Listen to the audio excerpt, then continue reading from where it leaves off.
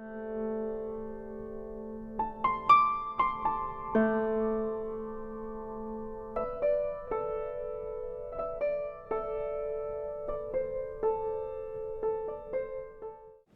know, as someone before me talked about women suffrage campaign, which was more than a century ago and took decades to enact the right for women in this country to vote. And think about what happened after they got that right. And by the way, back then it was considered a privilege, not a right, but it was a right. Did the earth shatter?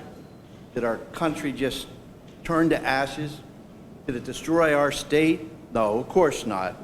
Think back to the 60s and the civil rights movement, about what went on. People who were told you have no right to sit at the same lunch counter as we do. Incredible, but that was going on. You couldn't drink out of the same water fountain. That was all right.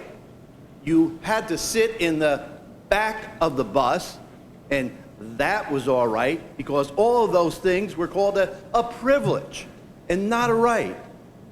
And it took time, it took lives, but eventually they got the right, because it wasn't a privilege. It was a right for all of those things. And the earth didn't change. Nothing happened. That was bad. It was all good. And think about even something like the ADA, the right for those who are disabled to be able to enter a building, a public building, a restaurant, or whatever. All the rights that everybody else took for granted, they didn't have simply because they were disabled. And by the way, that wasn't long ago. That shouldn't have been a privilege. That should have been a right. But it took time, and it took effort, and we progressed as a society. And that is what we're trying to do today. It's very simple, and it's very elementary. And let me say to you, what if this bill could ever become law?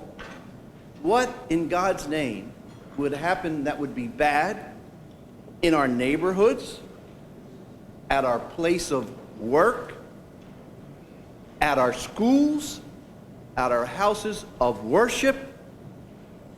I say nothing. Nothing at all.